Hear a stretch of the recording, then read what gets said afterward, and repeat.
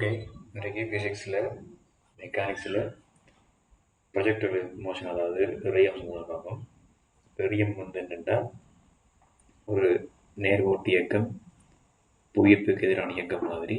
ரேயம்ன்றது ஒரு கிடையான இயக்கம். அதாவது இப்போ நேர்கோட்டு இயக்கத்தில் வந்து ஒன்று கீழ் நோக்கி, இல்லைன்னா மேல் நோக்கி அடைவது. மேல் நோக்கி புவியீர்ப்புக்கு எதிராக, இல்லாட்டி புவியீர்ப்பு திசையில் வந்து இருக்கிற நிலைக்குத்து இயக்கம். ரேயம்னா என்னென்னா, உதாரணமாக ஒரு வளத்தில் இருக்கிற பொருள் உண்டு. இது வந்து நிலைக்குத்து, இது வந்து கிடையண்டா. ஒரு குறித்த கோணத்தில் நிலைக்குத்தோட நடிக்கடியோட நடிக்கடியோட குறித்த கோணத்தில் எரியக்குள்ள அதுதான் ரேயம்னு சொல்கிறது. இப்போ இது ஒரு கிடைத்தாலே இருக்குது நிலைக்குத்தோடு. இந்த இடத்துல இருந்து கிடையோட ஒரு டீட்டா கோணத்தில் யூன்ற விதத்தில் ஒரு பொருளை வரைஞ்சால் அது வந்து இந்த திசையில் வந்து பயணிக்கும். இப்படி பயணித்து திருப்பி வந்து கிடையை வந்து அடிக்கும். இதுதான் ரேயம் இயக்கம்னு சொல்கிறது. இது கிடையில் வந்து நிலைக்குத்தா வந்து உயர்ந்த பட்சம் இந்த உயரம் வந்து அதிகரிக்கும். இந்த உயரத்தை சொல்கிறது அது உயரம். அதை வந்து அடைந்து அது உயரம்னு சொல்கிறது. கேபிட்டல் சொல்கிறது. கிடையா வந்து அது எவ்வளோ தூரம் போயிருக்குன்றது கிடைத்தூரம் சொல்கிறது ஆரம்பிச்சு கொள்ளும். ஓகே, இப்போ இந்த இதன் காண்றதுண்டா நம்மளா நிலைக்குத்தி இயக்கம் முறைக்குள்ள மேல் நோக்கி எஸ் சமன் யூடி ப்ளஸ் ஆஃப் ஏடி வர்க்கம், இல்லைன்னா வி சமன் யூ சக ஏடி வி வர்க்கம் சமன் யூ வர்க்கம் சக 2as சமன்பாடுகளை போட்டு பாய்ப்போம். இங்கே வந்து என்ன செய்யணும்னா, இப்போ வந்து முதலாவது எச்சவன் அடிக்கும் போல இப்போ தெரியும் ஜூ கிடையோட வந்து டீட்டா வந்து இருக்குது. இப்போ விஷயம் வந்து பிகே உள்ள கிடையோட டீட்டா கொண்டு வருதுன்னா அந்த டீட்டாவோட ஒட்டி வர்றது கோஸ் டீட்டான்னு சொல்லப்படும். இங்கே வந்து ஜூ வந்தால் கிடையோட வந்து அது ஜூ கோஸ் டீட்டா. டீட்டாவோட ஒட்டி வர்றது கோஸ் டீட்டான்னு சொல்கிறது. டீட்டா விலத்தி வர்றது சைன் டீட்டான்னு சொல்கிறது யூ சைன் டீட்டா. மேல் நோக்கி யூ சைன் டீட்டா வகத்திலையும் கீழ் நோக்கி யூ கோஸ் டீட்டா வகத்திலையும் வந்து கடையோட வந்து யூ கோஸ் டீட்டா வகத்திலையும் வந்து இது வந்து பயணிக்க போகுது. இப்போ இந்த கடை இயக்கம் வந்து என்ன நடந்ததுன்னா, இந்த யூ கோஸ் டீட்டா வகத்தால் தான் இந்த கிடை இயக்கம் வந்து நடந்தது. அதே மாதிரி இந்த யூ சைன் டீட்டான்ற வகத்தால் தான் நிலைக்குத்தி இயக்கம் வந்து நடந்தது. இது ரெண்டும் சேர்ந்து தான் பெரிய இயக்கம்னு சொல்கிறது. இப்போ இந்த நிலைக்குத்து வேகம், நிலைக்குத்து உயரம், கடைத்தூரம் எல்லாம் என்ன பண்ணுறதுன்னா,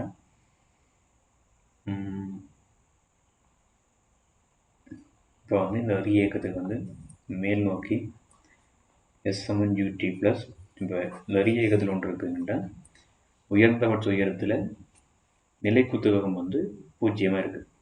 உயர்ந்தபட்ச உயரத்தில் வந்திருக்கே உள்ள அந்த நிலைக்குத்து வேகம் 0 மேல் நோக்கி. ஆனால் கிடை வேகம் வந்து பெரிய இயக்கம் ஃபுல்லாகவே எந்த இடத்துல யூ கோஸ்டீட்டா, எந்த இடத்துலையும் யூ கோஸ்டீட்டா, இந்த இடத்துலையும் யூ கோஸ்டீட்டா, இவ்விடத்துலையும் யூ கோஸ்டீட்டா தான் இருக்கு. இந்த கிடை வேகம் வந்து பெரிய இயக்கத்தில் எப்பயுமே மாறாது. அது எப்பயுமே யூ கோஸ்டீட்டா தான் இருக்கு. அப்போ நிலைக்குத்தில் வந்து வி வந்து 0 உள்ளதால் மேல் நோக்கி வி சமன் யூ சக ஏடி போடலாம். போட்ட வேண்டாம்.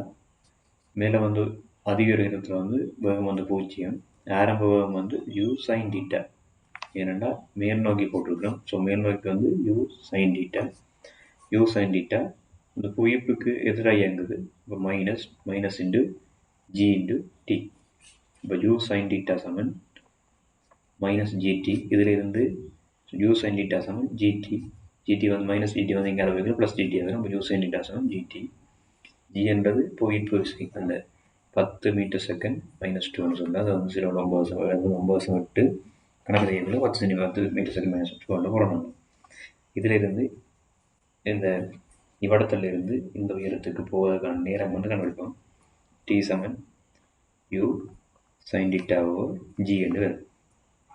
ஓகே, அப்போ இதிலிருந்து இங்கே போகிறதுக்கான நேரம் வந்து டி என்றா, அதாவது யூ சைன் டீட்டா ஜி என்றா அதே அளவு இருந்தால் இங்கே இருந்து இங்கே வர்றதுக்கும் எடுக்கும். இது வந்து இயக்கம்.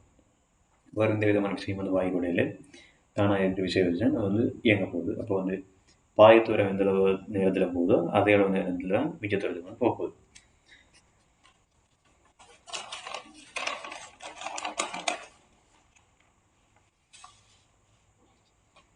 ஓகே, அப்போ வந்து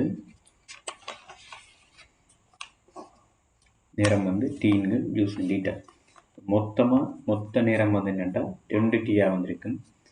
2 ஜூ சைன் டீட்டாவோ ஜியாக இருக்குது. இதுதான் மொத்தமான இது வந்து இயங்கின நேரம், மொத்தமாக இயங்குற கதை நேரம். அதிலிருந்து கிடைத்தூரம் ஆற வந்து நாங்கள் கண்டுகொள்ளலாம். கிடையா வந்து எஸ் சமன் யூடி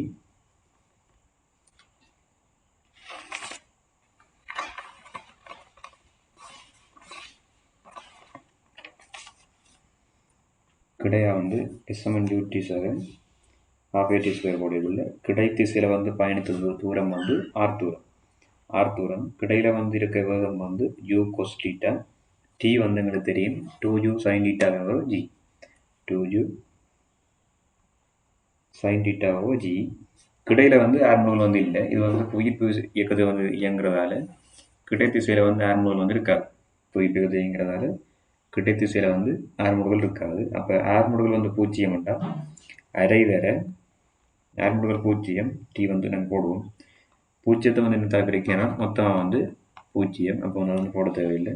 ஸோ கிடை திசையில் எஸ் சமன் யூடி வந்து மட்டும்தான் வரும். இதுதான் கிடைத்தூரம். அப்போ ஆர் சமன் ஜூவர் 2 ஜூ வர்க்கம் சைன் டீட்டா கொஸ் டீட்டாவோ ஜி. 2 சைன் டீட்டாவோ கொஸ் டீட்டாவும் சொல்கிறேன். இது வந்து கிடைத்தூரமாக இருக்குது.